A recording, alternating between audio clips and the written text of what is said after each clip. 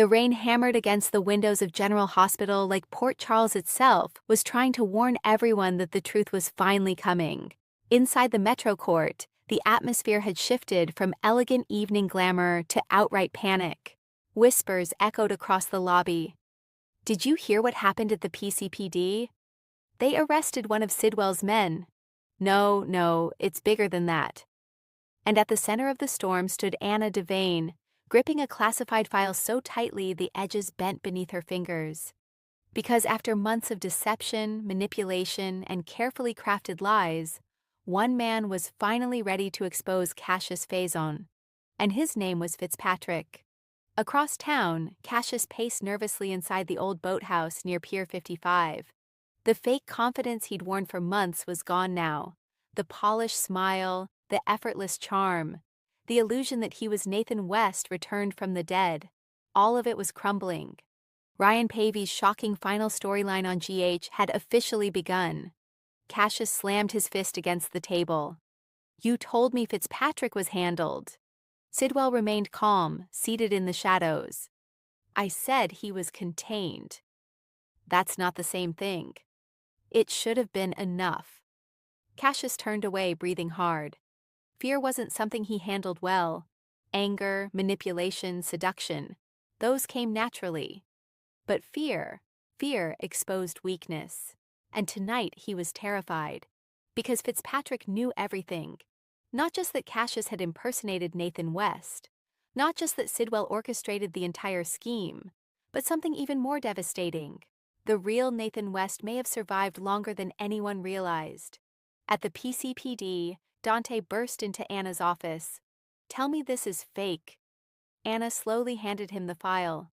Dante read the first page, then froze. "No." His voice cracked. "No, this doesn't make sense." But it did. Every missing surveillance tape, every altered medical record, every strange behavior from Nathan, every moment Maxie insisted something felt wrong. It all pointed to the same horrifying conclusion. Cassius Faison had never simply impersonated Nathan. He had replaced him. And according to Fitzpatrick's testimony, Nathan had been alive for nearly 6 months after everyone believed he died. Dante looked physically sick. Maxie can never see this.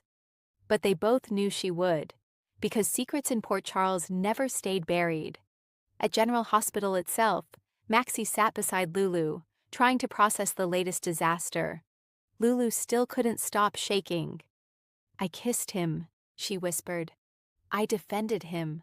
God, I thought he was Nathan." Maxie's eyes filled with tears. "You didn't know. But you did." That sentence hit like a knife, because deep down, Maxie had known for weeks, not consciously, not logically, but emotionally. The man wearing Nathan's face never looked at her the same way, never touched her the same way, never loved her the same way. And now she understood why. Lulu suddenly looked up. What if Nathan's still alive? The room fell silent, because nobody dared hope for miracles in Port Charles anymore. Meanwhile, Fitzpatrick was being moved under armed guard to a secure interrogation room beneath the PCPD. The former WSB operative looked exhausted, bruised, and haunted by guilt. Anna entered cautiously. "You picked one hell of a time to come forward." Fitzpatrick laughed bitterly. "You think I came forward willingly? You're alive, aren't you?" "Barely." Anna sat across from him. "Start talking." And he did. Months earlier, Victor Cassadine had secretly funded an experimental identity replacement project after Nathan's supposed death. Using illegal WSB technology, facial reconstruction methods, and psychological conditioning, Cassius was transformed into Nathan's double. But the plan evolved. Nathan survived the original shooting. And that changed everything. According to Fitzpatrick, Sidwell kept Nathan imprisoned in a private compound while Cassius studied every detail of his life. His memories, his habits, his relationships, his weaknesses. Anna's stomach turned. My God, it gets worse.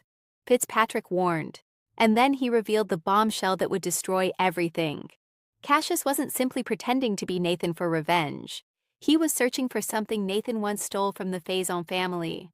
Something hidden somewhere in Port Charles. Something powerful enough to kill for. Back at the boathouse, Sidwell prepared an escape route. A private jet, fake passports, cash. But Cassius wasn't moving. "I'm not leaving." Sidwell looked stunned. "Excuse me? I didn't come this far to run. You came this far to survive." Cassius stepped closer, eyes burning with rage. "You promised me the inheritance. And you'll get it if you stay alive. No, I want what's mine." For the first time, Sidwell looked genuinely nervous, because Cassius had become unstable, obsessed, and desperate men made mistakes. Elsewhere, sunny Corinthos received a disturbing visitor. Fitzpatrick requested to see him personally. Sunny arrived at the PCPD furious. "You better have a damn good reason." Fitzpatrick stared directly at him. "Cassius is coming after your organization next." Sunny frowned. "What are you talking about?" "The thing Nathan stole. It's connected to your territory." That changed everything. Suddenly, this wasn't just about identity fraud or revenge. This was war. At the Quartermain mansion, Carly gathered everyone together after hearing the latest rumors. Jason stood near the fireplace, arms crossed tightly. "This whole thing reeks of Faison." Monica nodded grimly. It always did. Brooklyn looked terrified. "So what happens now?" Nobody answered. Because nobody knew. Port Charles was about to explode, and the fallout would destroy lives permanently. At GH, Elizabeth noticed Lucky acting strangely. "You okay?" Lucky hesitated. "No." "What is it?" He lowered his voice. "I saw someone tonight." Elizabeth frowned. "Who?" Lucky swallowed hard. "Nathan." Elizabeth stared at him. "That's impossible." "That's what I thought." But Lucky insisted the man he saw near the hospital loading dock wasn't Cassius. This man looked injured, terrified, and real. By morning, rumors spread through Port Charles like wildfire. Nathan might still be alive. Cassius might be planning an escape. And Fitzpatrick had evidence connecting Sidwell to multiple murders. The city became a pressure cooker ready to explode. Meanwhile, Cassius made one final visit before disappearing. Maxie opened her apartment door and froze. He stood there wearing Nathan's face, but this time she didn't see Nathan at all. Only a monster. "You have 5 seconds, she warned. Cassius looked devastated. "I never wanted to hurt you. You stole my husband's life. I loved you. You don't even know what love is." Cassius stepped closer desperately. "You were the only real thing in this entire nightmare." Maxie's eyes filled with tears. "For 1 second, I almost believed you." That shattered him, because despite everything, part of Cassius truly had fallen for her. But redemption was impossible now. Sirens suddenly echoed outside. Cassius looked toward the window. "They found me." Maxie backed away. "Good." He stared at her one final time, then disappeared through the fire escape. By afternoon, Anna officially issued a citywide manhunt. Cassius Faison was now Port Charles's most wanted fugitive, and Ryan Paevey's GH exit story was moving toward its final chapter. Fans inside Port Charles weren't the only ones emotional. Within the show itself, several characters struggled to accept the inevitable ending. At Kelly's diner, Spinelli sat quietly with Sam reviewing security footage. "There," Sam pointed. A blurry figure moved through the alley behind the hospital. Spinelli zoomed in. Both froze. It looked exactly like Nathan, not Cassius. "Nathan." Spinelli whispered, "This cannot be happening." Sam immediately called Dante. Within minutes, the investigation shifted completely. Because if Nathan survived, then who buried the body? And whose remains were actually inside that grave? At the same time, Sidwell prepared to erase all evidence. He ordered the compound burned, witnesses eliminated, loose ends removed, including Fitzpatrick. A sniper took position across from the PCPD. 1 shot. That was all it would take. But before the trigger could be pulled, Jason Morgan appeared from nowhere and tackled the assassin through a window. Chaos erupted instantly. Gunfire exploded across the street. Pedestrians screamed. Police swarmed the area. Inside the interrogation room, Anna realized exactly what was happening. They're cleaning house. Fitzpatrick panicked. "You don't understand. Cassius knows where Nathan is." Anna grabbed him. "Where?" But before he could answer, the light suddenly died. Emergency alarms blared through the building, and somewhere in the darkness a voice whispered, "Too late." Meanwhile, Cassius arrived at an abandoned church outside Port Charles. A hidden basement door creaked open. Inside, chained to a rusted bed frame, sat a weak and bruised man. Nathan West. The real Nathan slowly looked up, and for the first time, the brothers came face to face. Nathan barely recognized him. "Why?" Cassius stared silently. "You had everything," Nathan whispered. "The family, the life, the love." Cassius clenched his jaw. "You stole it first." Nathan frowned weakly. "What?" "Our father chose you." The bitterness pouring from Cassius was overwhelming now. He loved you, protected you, talked about you like you mattered. Nathan realized the horrifying truth. This wasn't just revenge. It was lifelong resentment. A lifetime of feeling invisible. Cassius stepped closer. "You know what the worst part was? Wearing your face made me understand why everyone loved you." Nathan coughed painfully. "And they'll never love you." That line cut deeper than any knife. Cassius grabbed him violently. "You think Maxie loved you? You think Lulu loved you? They loved the fantasy." "No," Nathan rasped. "They loved honesty." Cassius froze, because honesty was something he never truly understood. Back at the PCPD, power was restored. But Fitzpatrick was gone. Only blood remained behind. Anna stared at the empty room in horror. Damn it!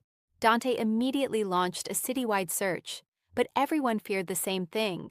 Fitzpatrick was dead, and with him died the last witness who knew where Nathan was hidden. Except Fitzpatrick wasn't dead. Barely conscious and bleeding heavily, he crawled through an underground maintenance tunnel beneath the harbor. He had one final mission left: find Nathan before Cassius killed him.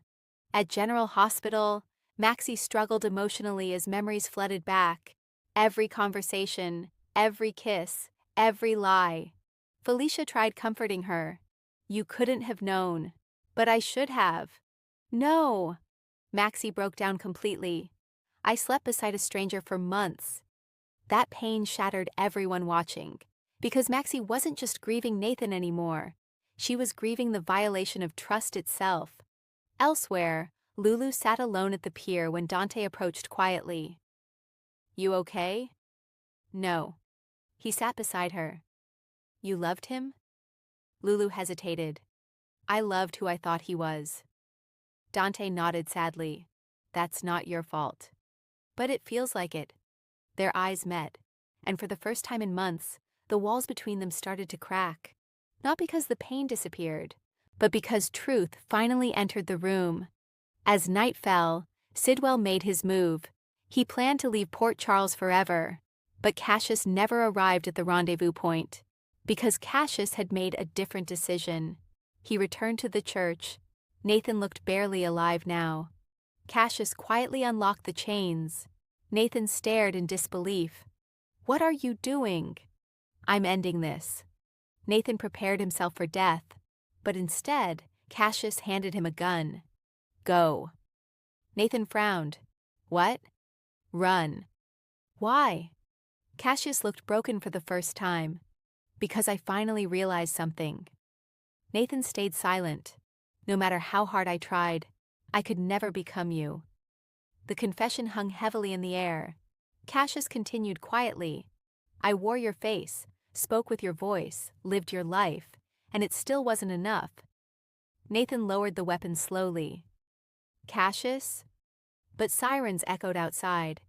Anna had tracked them. Cassius smiled sadly. "Looks like time's up." Police surrounded the church within seconds. Dante kicked open the doors. "PCPD, hands where I can see them." Nathan stumbled forward weakly. Dante froze in complete shock. "Nathan?" Anna immediately spotted Cassius behind him, gun raised. Don't move. For one long moment, nobody breathed. Cassius slowly lifted his hands, and then Sidwell's men opened fire from outside. Bullets shattered stained glass windows. Chaos erupted instantly. Nathan collapsed. Dante returned fire. Anna dragged Nathan to safety. Cassius grabbed a fallen weapon and fired toward Sidwell's assassins, protecting the very people hunting him. It was the final twist nobody expected. Even Jason looked stunned arriving at the scene. Cassius fought brutally, almost recklessly, as though he no longer cared whether he survived. One by one, Sidwell's men fell. But then a sniper shot rang out. Cassius froze. Blood spread across his chest. Maxie arrived just in time to see him collapse. The world seemed to stop. Cassius looked up at her weakly. And despite everything, Maxie rushed toward him. "Stay with me." Cassius coughed painfully. "You still came." Tears streamed down her face. "You idiot." He laughed weakly. "That sounds more like you." Anna approached cautiously. "Where's Sidwell?" Cassius slowly pointed toward the docks. "He's running." Jason immediately took off after him. Meanwhile, paramedics surrounded Cassius. But he knew. This was the end. Maxie gripped his hand tightly despite herself. "Why did you help us?" Cassius struggled to breathe. "Because Nathan was right." "What?" "You can't steal love." Those became his final words. His heart monitor flatlined moments later. And just like that, Ryan Paevey's shocking GH storyline came to an emotional end. Days later, Port Charles struggled to recover. Nathan reunited emotionally with Maxie and James. Lulu apologized through tears. Dante finally found peace. And Anna officially closed the Faison investigation. But the emotional scars remained. At the cemetery, Maxie stood alone beside an unmarked grave. Not Nathan's, Cassius. She placed flowers quietly. "He should have been better," she whispered. "But maybe in the end, he tried." Behind her, Nathan watched silently. No anger, no jealousy, only understanding. Because despite everything, Cassius had ultimately saved them all. At the Metro Court, conversations slowly returned to normal. Life moved forward the way it always did in Port Charles. But one absence remained impossible to ignore. Ryan Paevey's departure left a massive void on General Hospital. Whether fans loved Nathan, hated Cassius, or felt conflicted about both, one thing became undeniable. The storyline changed Port Charles forever. And somewhere in the final moments of chaos, betrayal, and redemption, Cassius Faison stopped pretending to be someone else. For the first time in his life, he became himself. Thank you for watching. Write what you think about it. Subscribe to the channel